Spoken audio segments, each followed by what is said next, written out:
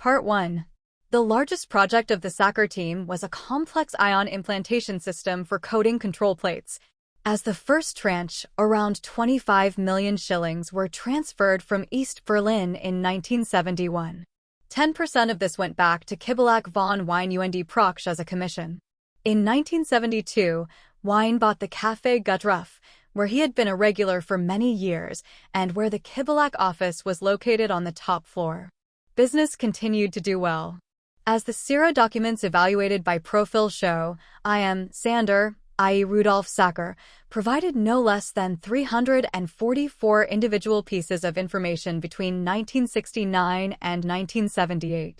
A year later, in 1979, the Viennese outpost of East Berlin was confronted with a serious problem.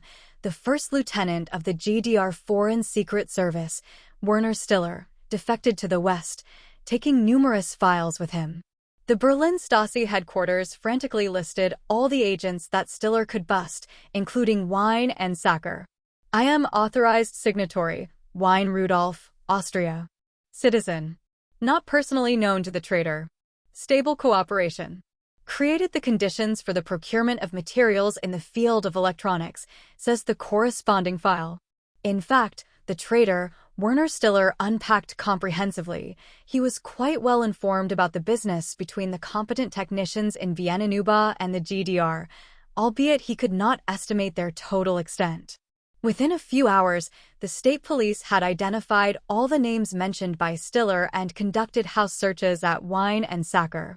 And then, nothing happened.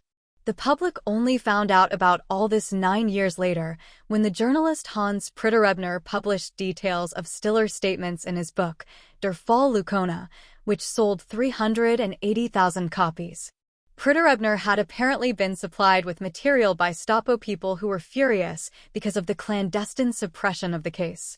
Although the public prosecutor's office knew that Wien, Proksch, and Sacker were transferring technology to the GDR, they stated in their final report in 1980 that no concrete indications of criminal behavior by one of the accused had been found.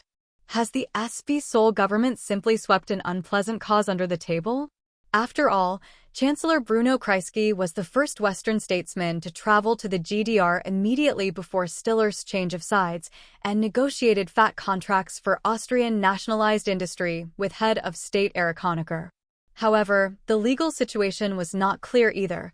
Austrian criminal law, Section 256, only provides for sanctions for espionage if this is directed against Austrian interests, which it did not really do in the specific case. When it comes to military purposes, this restriction does not apply. And the components developed for the GDR could certainly be used militarily, according to a secret report by the Austrian Army Intelligence Office, which was kept high, even in some cases of the highest military value, the paper says. The files viewed by Profil suggest that even more explosive goods were headed east. On May 17, 1971, an entry sheet from I.M. Authorized Officer, Wien, noted information about isotope production, neutron flow, artificial isotopes. That was sent directly to the GDR Central Institute for Nuclear Research in Rossendorf, the first and most powerful research reactor in the GDR.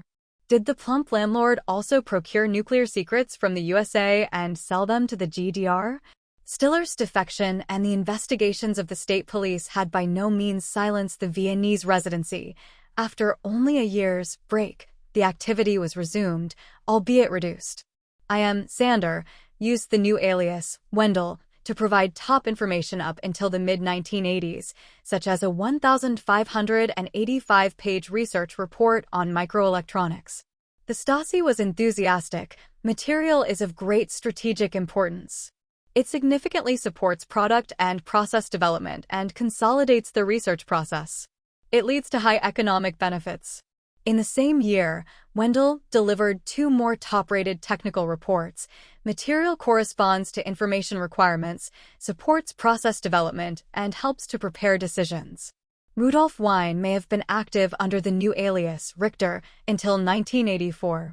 Among other things, he passed on a list of trading houses that did not receive export licenses from the U.S. government and a list of goods that were affected by the embargo. Topic is of foreign trade importance. Document is internal overview material, noted the Stasi. Wien also reported to his clients about the activities of a suspected BND agent in the People's Republic of Poland. Unfortunately, he also seems to have delivered information about guests of Café Guttruff to East Berlin, for example about the publicists Stefan Weide and Paul Lenvi, who fled Hungary in 1956. A file card from March 1981 noted that Wien had passed on information about their work with Radio Free Europe, a station in Munich paid for by the CIA, which had been bombed with explosives a few days before Wien's report. The Stasi was also interested in the Viennese Masonic Lodge Humanitas. Wien taught the requested information in May 1984.